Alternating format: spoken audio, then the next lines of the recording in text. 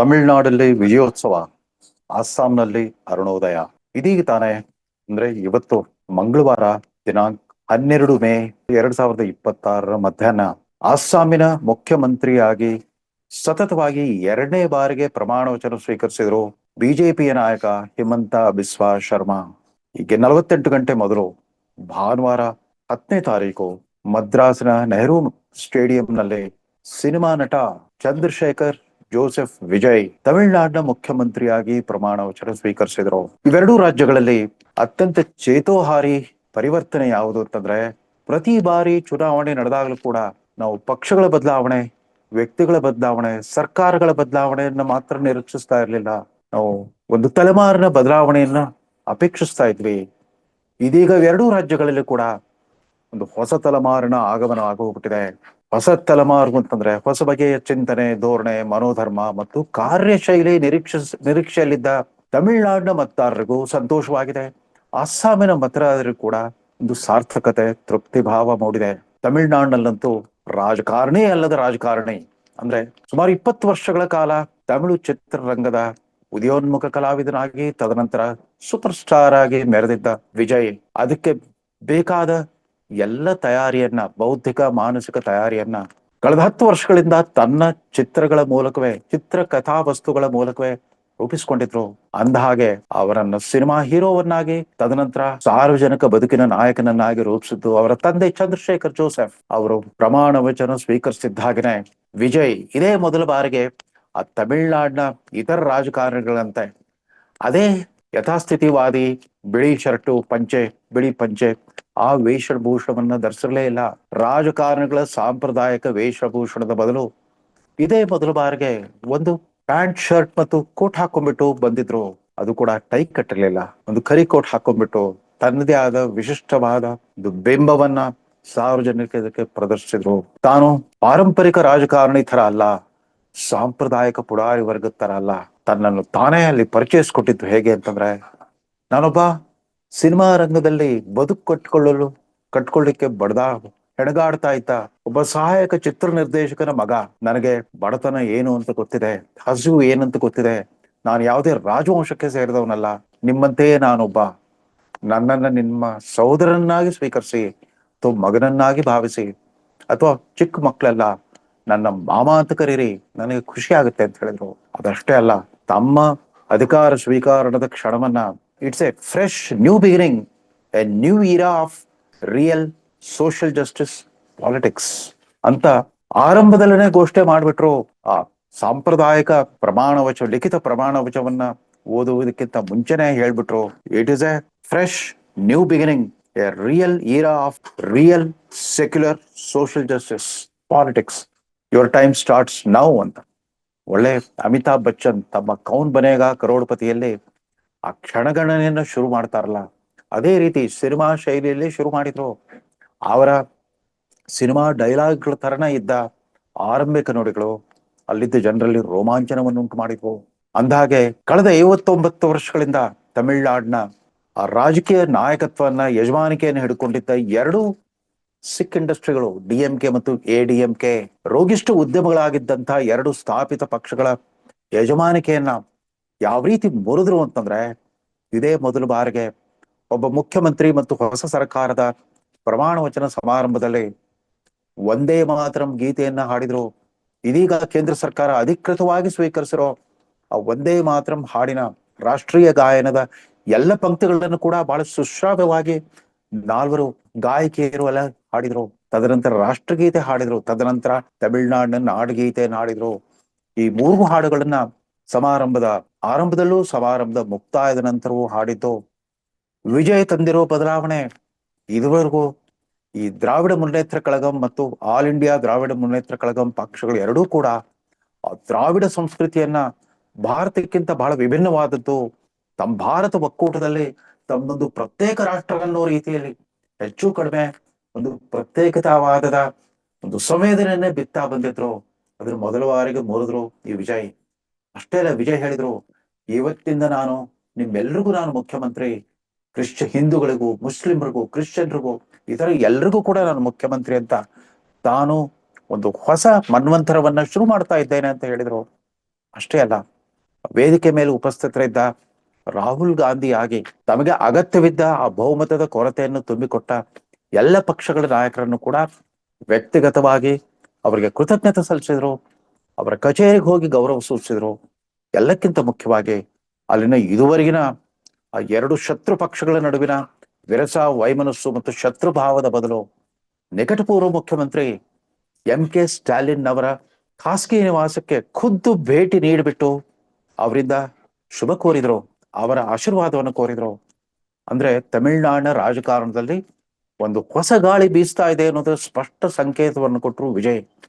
ಇವತ್ತು ಅಲ್ಲಿನ ವಿಧಾನಮಂಡಲದ ಅಧಿಕೃತ ಅಧಿವೇಶನ ಶುರುವಾಗಿದೆ. ಮುಂಬರುವ ದಿನಗಳಲ್ಲಿ ಕಾದ್ ನೋಡೋಣ.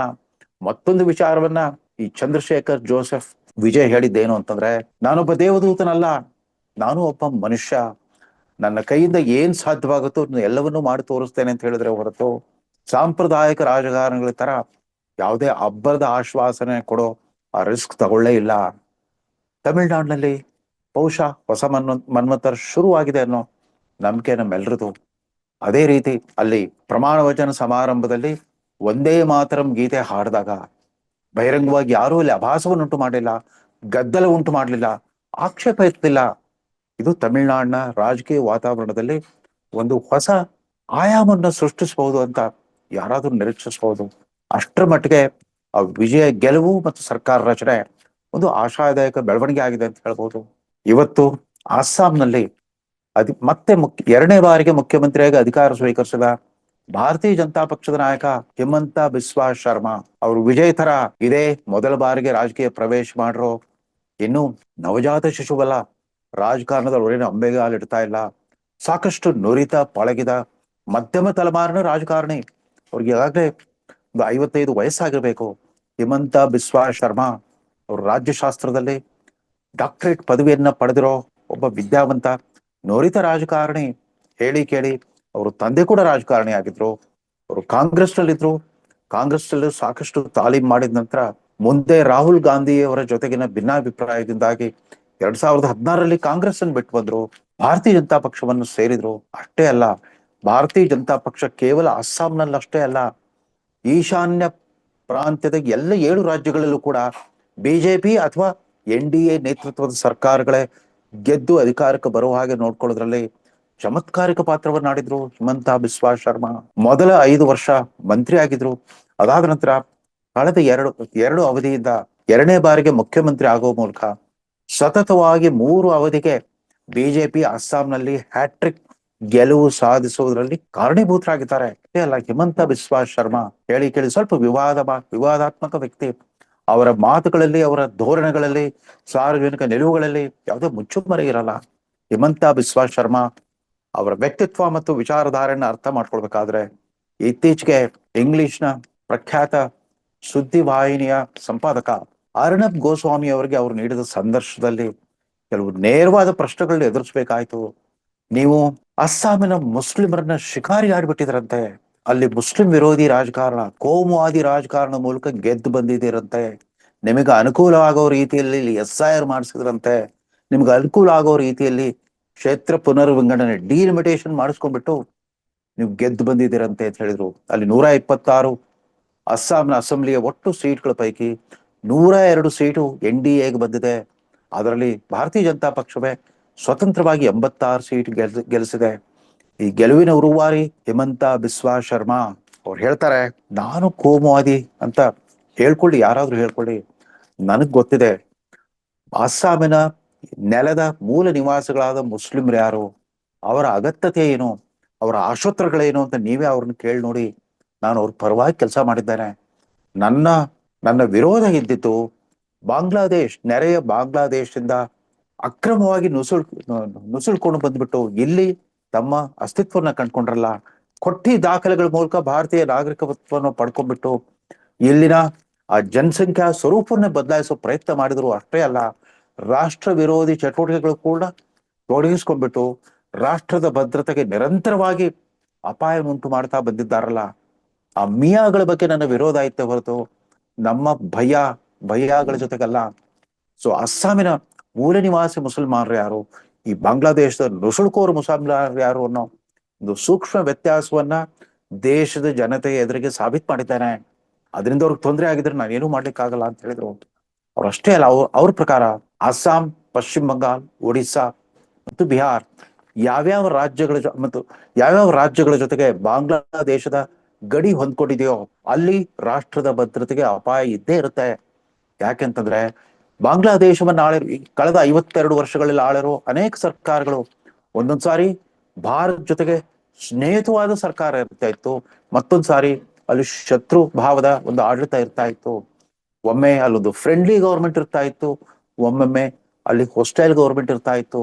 ಹೀಗಾಗಿ ಆಗಾಗ್ಗೆ ಭಾರತದ ಗಡಿಯಲ್ಲಿ ಒಂದು ಅಪಾಯ, ನಿರಂತರವಾದ ಅಪಾಯ ಕಾದಿರ್ತಾ ಇತ್ತು. ಆ ಆತಂಕ ತಪ್ಪಿಸೋದಕ್ಕೋಸ್ಕರ ನಾನು ಮಾಡಿದ್ದೇನೆ ಅಂತ ಹೇಳಿದ್ರು. ಅಷ್ಟೇ ಅಲ್ಲ, ನೀವು ಬುಲ್ಡೋಸರ್ ಮೂಲಕ ಕೆಲವು ಮದರ್ಸಾಗಳನ್ನ ಕೆಡವಿಸ್ಬಿಟ್ರಿ, 9 ಮದರ್ಸಾಗಳನ್ನ ಕೆಡವಿಸಿದ್ರಿ ಅಂತ ಹೇಳಿದಾಗ ಅವ್ರು ಹೇಳಿದ್ರು, ಈ ಮದರ್ಸಾಗಳ ಬಗ್ಗೆ ವಿದ್ಯಾವಂತ ಮುಸಲ್ಮಾನರು ಕೇಳಿ, ಈ ಮದರ್ಸಾಗಳಿಂದ ಮುಸ್ಲಿಂ ಮಕ್ಕಳಿಗೆ ಅನ್ಯಾಯವಾಗ್ತಾ ಇದೆ. ಅವ್ರಿಗೆ ಆಧುನಿಕ ಶಿಕ್ಷಣದ ಅವಕಾಶಗಳಿಂದ, ಸೌಲಭ್ಯಗಳಿಂದ ವಂಚಿತರಾಗ್ತಾ ಇದ್ದಾರೆ. ಅವ್ರಿಗೆ ನಿಜಕ್ಕೂ ಧಾರ್ಮಿಕ ಶಿಕ್ಷಣ ಕೊಡೋದಾದ್ರೆ ಯಾರು ಅಪೇಕ್ಷಿಸ್ತಾರೋ ಅವ್ರಿಗೆ ವಿಶೇಷ ಸಂಸ್ಥೆಗಳನ್ನು ಕಟ್ಬಿಟ್ಟು ಕೊಡ್ಲಿ. ಆದ್ರೆ ಈ ಮದರ್ಸಾಗಳ ರೂಪದಲ್ಲಿ ಬಡ ಮುಸ್ಲಿಮರ ಮಕ್ಕಳ ದಾರಿ ತಪ್ಪಿಸೋದು ಬೇಡ. ಅವ್ರು ಅಭ್ಯಪಾರಿಗಳಾಗಿ ಹೋಗ್ಬಿಡ್ತಾರೆ. ವಿದ್ಯಾವಂತ ಮಧ್ಯಮ ವರ್ಗದ ಮುಸಲ್ಮಾನರು ಯಾರು ಕೂಡ ತಮ್ಮ ಮಕ್ಕಳನ್ನ ಮದರ್ಸಾ ಕಳಿಸಲ್ಲ. ಶ್ರೀಮಂತ ಮುಸಲ್ಮಾನರು ಯಾರು ಮದರ್ಸಾ ಕಳಿಸಲ್ಲ. ಬಹಳ ಸ್ಪಷ್ಟವಾಗಿ ಹೇಳಿದ್ರು. ಕಡೆಗೂ ತಾವು ಬಿಟ್ಟು ಬಂದ ಪಾರ್ಟಿ ಕಾಂಗ್ರೆಸ್ನ ಬಗ್ಗೆ ಅವ್ರು ಹೇಳೋದಾದ್ರೆ, ಯಾಕೆ ನೀವು ರಾಹುಲ್ ಗಾಂಧಿ ಮತ್ತು ಅವರ ಕುಟುಂಬವನ್ನ ಈ ಪರಿಯಾಗಿ ವಿರೋಧಿಸ್ತಾ ಬಂದಿದ್ದೀರಿ ಅಂತಾಗ ಅವ್ರು ಹೇಳಿದ್ರು, ಹೌದು, ಆ ವಂಶ ಪಾರಂಪರ್ಯ ರಾಜಕೀಯ ಎಲ್ಲಿವರೆಗೆ ಬಂದ್ಬಿಟ್ಟಿದೆ ಅಂತಂದ್ರೆ ಪ್ರಪಂಚದ ಬಹುಶಃ ಯಾವುದೇ ರಾಷ್ಟ್ರದ ಯಾವುದೇ ರಾಜಕೀಯ ಪಕ್ಷದಲ್ಲೂ ಇಲ್ಲ ಅಂತ ಕಾಣುತ್ತೆ. ಪಾಕಿಸ್ತಾನವೂ ಸೇರಿದಂತೆ ಯಾವುದೇ ಪೊಲಿಟಿಕಲ್ ಪಾರ್ಟಿಯ ವರ್ಕಿಂಗ್ ಕಮಿಟಿನಲ್ಲಿ ಒಂದೇ ಕುಟುಂಬದ 3 ಜನ ಸದಸ್ಯರು ಇರೋದು ಹೇಗ್ ಸಾಧ್ಯ? ಒಂದೇ ಕುಟುಂಬದ 3 ಜನ ಸದಸ್ಯರುಗಳು ಪಾರ್ಲಿಮೆಂಟ್ ನ ವಿವಿಧ ಸದನಗಳಲ್ಲಿ ಇರೋದು ಹೇಗ್ ಸಾಧ್ಯ? ಇದು ಪ್ರಜಾಪ್ರಭುತ್ವ ವಿರೋಧಿಯಾದ ಸಂಸ್ಕೃತಿ. ಹೀಗಾಗಿ ನಾನು ಅದನ್ನು ವಿರೋಧಿಸ್ತೇನೆ ಅಂತ ಹೇಳಿದ್ರು. ಅವ್ರನ್ನ ನೆಪೋ ಕಿಡ್ ಅಂತ ಕರೀತಾರೆ, ಹಿಮಂತ ಬಿಸ್ವಾ ಶರ್ಮಾ. ನಾನೊಬ್ಬ ಸಾಮಾನ್ಯ ಕುಟುಂಬದಿಂದ ಬಂದವನು. ನನ್ನ ಶಿಕ್ಷಣ, ನನ್ನ ಉದ್ಯೋಗ, ನನ್ನ ಪರಿಶ್ರಮ, ನನ್ನ ಸಂಘಟನೆಯ ಮೂಲಕ ಇಲ್ಲಿಗೆ ಬಂದಿರೋನು. ಅಸ್ಸಾಂನಲ್ಲಿ ಕಣ್ಣಿಗೆ ಗೋಚರವಾಗುವಂತಹ ಹೊಸ ಮೂಲ ಸೌಕರ್ಯಗಳ ನಿರ್ಮಾಣವಾಗಿ ಹೋಗ್ಬಿಟ್ಟಿದೆ. ಶಿಕ್ಷಣ ವ್ಯವಸ್ಥೆ ಬದಲಾಗಿದೆ. ಜಿಲ್ಲೆಗೊಂದು ಮೆಡಿಕಲ್ ಕಾಲೇಜ್ ಸ್ಥಾಪನೆ ಮಾಡುತ್ತೇವೆ. ಇನ್ನಿತರ ಅನೇಕ ತಮ್ಮ ಹಿಂದಿನ ಅವಧಿಯ ಆಳ್ವಿಕೆಯ ಕೊಡುಗೆಗಳನ್ನು ಕೂಡ ಉಲ್ಲೇಖಿಸ್ತಾ, ಯಾಕೆ ಅಲ್ಲಿ SIR ಮತ್ತು ಡಿಲಿಮಿಟೇಷನ್ ನಿರ್ಣಾಯಕವಾದವು ಅನ್ನೋದನ್ನ ರಾಷ್ಟ್ರೀಯ ಭದ್ರತೆಯ ದೃಷ್ಟಿಕೋನದಿಂದ ವಿವರಿಸ್ತಾ ಹೋಗ್ತಾರೆ ಹಿಮಂತ ಬಿಸ್ವಾ ಶರ್ಮಾ. ಅವರು ಸಂಘ ಪರಿವಾರದ ಮೂಲದಿಂದ ಬರಲಿಲ್ಲ, ಆದ್ರೆ ಒಮ್ಮೆ ಭಾರತೀಯ ಜನತಾ ಪಕ್ಷ ಪ್ರವೇಶ ಪಡ್ಕೊಂಡ ಮೇಲೆ ಅದರ ಅತ್ಯಂತ ನಿಷ್ಠಾವಂತ ಕಾರ್ಯಕರ್ತನಾಗಿ, ಪರಿಶ್ರಮ ಪೂರ್ಣ ಒಬ್ಬ ಸಂಘಟಕನಾಗ್ಬಿಟ್ಟು ಆ ಪಕ್ಷಕ್ಕೆ ಗೆಲುವು ತಂದು ಕೊಟ್ಟಿದ್ದಾರೆ. ಆ ಸರ್ಕಾರ ಸತತವಾಗಿ 3 ಬಾರಿ ಅಸ್ತಿತ್ವಕ್ಕೆ ಬಂದು ಹ್ಯಾಟ್ರಿಕ್ ಮಾಡೋದ್ರಲ್ಲಿ ಸಫಲರಾಗಿದ್ದಾರೆ. ಹೇಮಂತ ಬಿಸ್ವಾ ಶರ್ಮಾ ಕೂಡ ಹೊಸ ತಲೆಮಾರಿನ ಹೊಸ ಬಗೆಯ ಚಿಂತನೆ, ಧೋರಣೆ, ಮನೋಧರ್ಮ ಮತ್ತು ಕಾರ್ಯಶೈಲಿಯ ಹೊಸ ಪೀಳಿಗೆಯ ನಾಯಕ. ಹಿಮಂತ ಬಿಸ್ವಾ ಶರ್ಮಾ ಕೂಡ ತಮ್ಮ 3ನೇ ಅವಧಿಯಲ್ಲೂ ಕೂಡ ಅಸ್ಸಾಮಿನ ಜನತೆಗೆ ಯಾವುದೇ ಜಾತಿ, ಧರ್ಮ, ಭೇದ ಭಾವವಿಲ್ಲದ ಒಂದು ಸಾಮರಸ್ಯದ ವಾತಾವರಣ ನಿರ್ಮಾಣ ಮಾಡಲಿ, ನೆಮ್ಮದಿಯ ಬದುಕನ್ನು ಕೊಡ್ಲಿ ಅಂತ ಹಾರೈಸ್ತಾ ಈ ಸಂಚಿಕೆಯನ್ನು ಮುಗಿಸ್ತಾ ಇದ್ದೇನೆ. ಅಲ್ಲಿ ವಿಜಯೋತ್ಸವ, ಇಲ್ಲಿ ಅರುಣೋದಯ ಅಂದಾಗಿ ತಮ್ಗೆ ಗೊತ್ತಿರಲಾರ್ದು, ಭಾರತದಲ್ಲಿ ಮೊಟ್ಟ ಮೊದಲು ಸೂರ್ಯೋದಯ ಆಗೋದೇ ಆ ಈಶಾನ್ಯ ಪ್ರಾಂತಗಳಲ್ಲಿ. ಅಸ್ಸಾಂನಲ್ಲಿ ಕೂಡ ಹಿಮಂತ ಬಿಸ್ವಾ ಶರ್ಮಾ ಆ ಹೊಸ ರಾಜಕೀಯ ಮನ್ವಂತರದ ಅರುಣೋದಯದ ಪ್ರತೀಕವಾಗ್ಲಿ ಅಂತ ಹಾರೈಸ್ತಾ ಈ ಸಂಚಿಕೆಯನ್ನು ಮುಗಿಸ್ತಾ ಇದ್ದಾರೆ. ನಮಸ್ಕಾರ.